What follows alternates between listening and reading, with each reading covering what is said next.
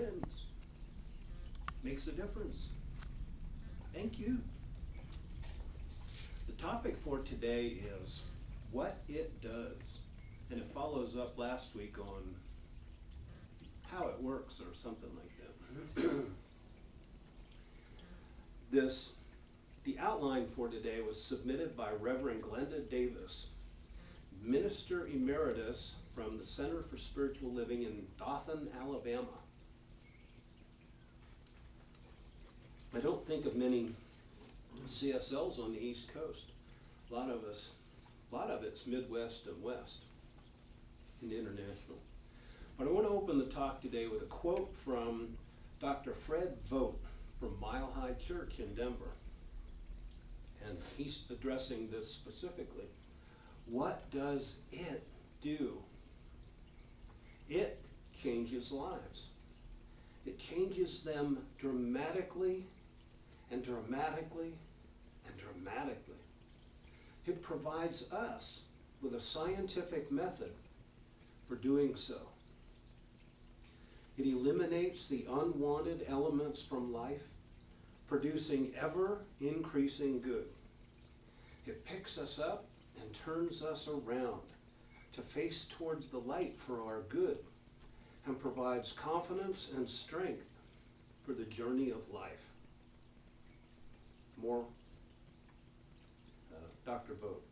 It gives a reason and a purpose for living and adds zest to every experience, brings new dimensions of dignity to the human scene, and provides us with an inner assurance and confidence and authority. It eliminates greed, selfishness, hypocrisy, hatred, fear, and frustration, and puts us at peace with God and our fellow man and ourselves. By all this, it eliminates from our consciousness and hence from our experience poverty, illness, and unhappiness. It lets us see the problems, that the problems of life are like the dark side of the moon, needing only the light of truth, the truth of God within us, to dissolve those appearances into nothingness. And then that inner light can shine our pathway more and more into that perfect day when sorrow and sighing shall flee away, and bringing us finally that total awareness of our at oneness, of our at one meant with God and life. That's what it does. Thank you, Dr. Vogt. So we just get ourselves lined up through our prayer treatments, meditations, affirmations, correct thinking according to the truth as we know it, so that we can receive this infinite intelligence into our life experiences. We download the God app into our operating system. And to the degree that we do that, we experience greater success in every area of our lives. Now, if we have the belief, however hidden from our own awareness, that we are inadequate, undeserving, not good enough in some way, then divine intelligence cannot express there. It cannot override our hidden belief. Why? Because we have free will. It's not ready, willing, and able. It's we can't receive because we've closed down our shipping and receiving dock. It's closed. Spirit wants to deliver, but the shipping receiving dock is closed. So just go with me for a moment. Imagine this. I want a big, loving, harmonious relationship. Then the universe lines up this huge cargo crate filled with everything we want. Backing up to the dock. Cargo gate comes open. receiving dock's closed. The gate is down. We can't receive that which we asked for. That's what happens when we don't believe it. We don't believe that we can have what it is that we've asked for. Or we can receive it, but we can't keep it because of our hidden beliefs. We believe we don't deserve it. So the receiving dock stays closed. Now, in a book called Know Yourself from Dr. Holmes, I found this. The originating power descends into the consciousness which meditates upon it and receives it. The intellect abandons itself to the divine ideal. It is a feeling, a sense, an atmosphere. We do not have to energize this power, for it's the very essence of all energy. It is its nature to manifest our word. It will always remain true to its nature. We don't have to wonder whether it will work or is working. It has to work. End quote. So we are immersed in this formless substance that's just waiting to be formed into our successful, wonderful lives. Think of it like universal jello. Our thoughts, our minds are the mold. Now, before we know about the power of our thoughts and beliefs to form a working mold for successful living, we waffle back and forth between fears, faith, hope, and doubt. And we get a little of this and a little of that. The mold doesn't really give the jello much of a chance to set up. So we don't have much power to create our own good because our minds aren't trained. And we come across this teaching, these ideas, and we begin to learn that thoughts are things. Thoughts are creative. We begin to practice this training our thoughts. Then we become the powerful, creative, spiritual beings that we came here to be. That's because the trained mind is more powerful than the untrained mind. The trained mind is more powerful than the untrained mind. The trained mind can focus on what it wants and let the jello set up in the mold produce the desired results. Mahatma Gandhi says, we succeed that when what we think and what we say and what we do are all lined up. That's when the jello mold begins to work. Now, in Science of Mind, Dr. Holmes says this: the power of life within you is a spiritual power, able to bring to you permanent peace, increasing happiness and joy, and greater material abundance. These things that have made man miserable can be eliminated through the conscious use of this power. God could not visit fear or hate or impoverishment upon us because God transcends these things. Unquote. End quote. So sometimes we feel like we're in spiritual boot camp. We're called in our lives we're called upon to draw every bit of truth we can from some deep source within us in order to meet the challenges of the day. That's how we develop our spiritual muscles. If we were to just sit around without any challenges, we'd grow weak. So we create challenges for ourselves. We exercise to create resistance so that our bodies can be stronger. We play games to test our wits and strengthen our minds and bodies. We travel to new places to meet new people with different perspectives on life and to learn from them. We are never given a challenge that doesn't have the answer within it. Or better said, there's never a challenge that doesn't have the answer within us. We have a power within us that is greater than any challenge. We love the challenges. We do. We can admit it. It's okay. We actually enjoy our times in spiritual boot camp. We can feel the growth, the evolution, the expanding consciousness. And we know that we're going to emerge out on the other side stronger and wiser than when we went in.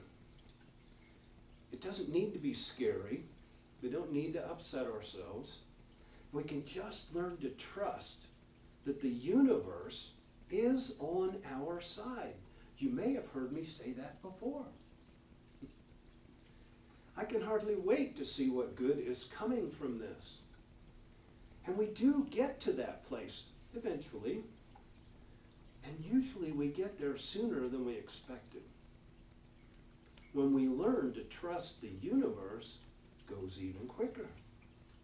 We know our good is coming forth. Now, I don't know about you, but sometimes I scare myself really bad before I've learned to relax and trust the universe. We can learn to picture ourselves being congratulated for a job well done, told how much we were appreciated, valued. We can see ourselves calm and centered. I know for this group, that's what you really are seeking. To picture yourself calm and centered, expressing, being who you know you should be. I used to think I had to help others straighten out their lives before I could be okay. Then I learned that the God of their being is in charge of their life, not me. That their God is working with them to the degree that they're ready to grow and change. My only job is to love them, see the best in them, know them as powerful, creative, spiritual beings, and leave the rest to God. For we all create our own challenges, our own exercises. I don't know what each and every other person is created for their test, their exercise. So I just need to relax and know the truth. They are about their Father's business. It's not my business. That's what this power does. One of the principles of successful living is that our thoughts and actions must tend toward a constructive process if it's to eventually succeed. We cannot fight the universe and expect to win. The universe won't budge off course. We're the ones who must change and conform to what the universe is telling us. Now, you've all probably heard the story about a ship captain who was sailing at night toward the light of a vessel up ahead. Now, the ship's captain told his radio technician, "Signal the vessel and tell it to change course." The reply was, "No, you change your course." Well, the captain was indignant and had the radio man signal back, "I'm a captain in the U.S. Navy piloting a naval warship. You must change your course." The answer came back, "No, you must change your course." "Who are you?" I'm a naval commander." And the reply back goes, "Well, I'm in command of the lighthouse. Your choice, matey." So the universe is like the lighthouse in our lives. Sooner or later, we have to realize that we're coming up on some rocky shores ahead. And we have to change course. We have to change what we're thinking, what we're saying, what we're doing. Nothing else is going to work. Maybe we find these little challenges like you get sick for a week and you never get sick. You never get sick, and then, oh, boom, you wake up and you are not able to move. There's a message in there for me. I must change a course somewhere. That's what I get out of it. For me personally, I think it was about diet and exercise.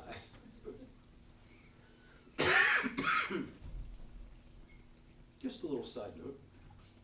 In Science of Mind, Dr. Holmes tells us, the practice of science of mind calls for positive understanding of the spirit of truth, a willingness to let this inner spirit guide us with the conscious knowledge that the law of the Lord is perfect.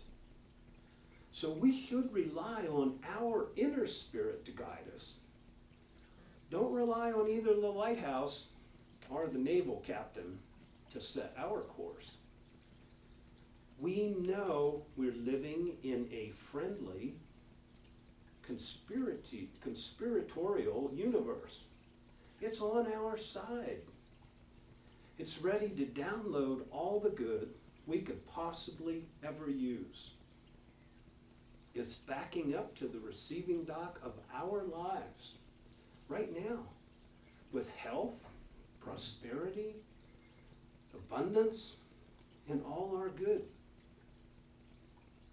Don't forget to open the doors to the receiving dock.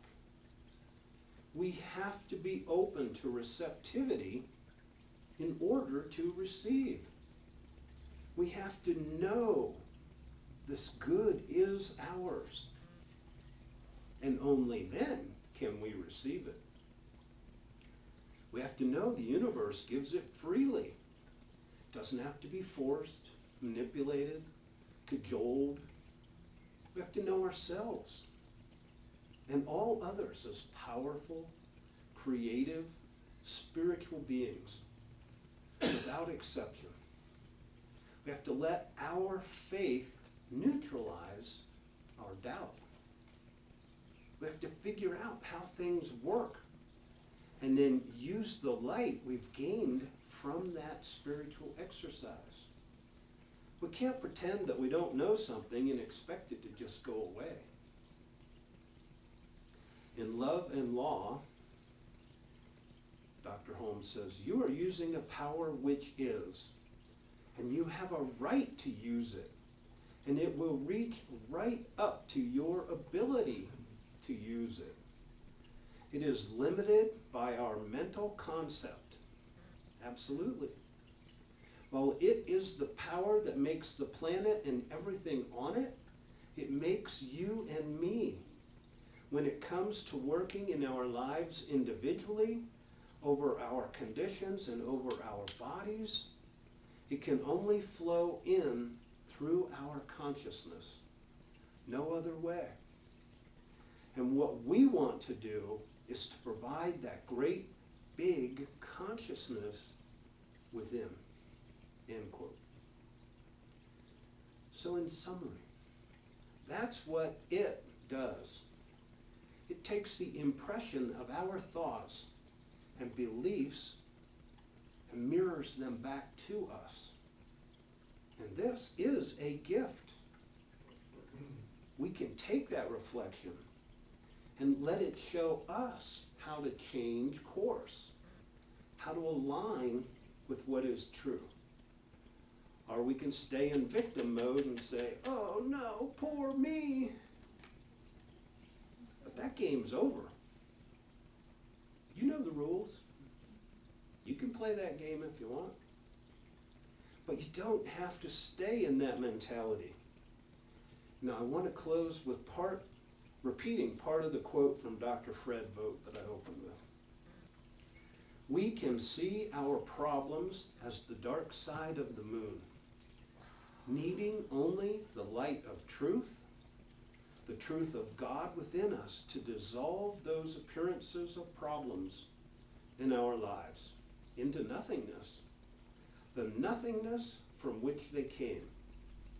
And then that inner light can shine on your pathway more and more until sorrow and sighing flee away. And we have a total awareness of our at-one-ment with God and all of life. Namaste. Namaste. And I did write a little affirmation here. So if you just relax, allow this word to seep into your consciousness. There is a power for good in universe, greater than I am. And I say yes to its perfect expression through me. My receiving dock is open to all that the universe wants me to have. And so it is. And so it is.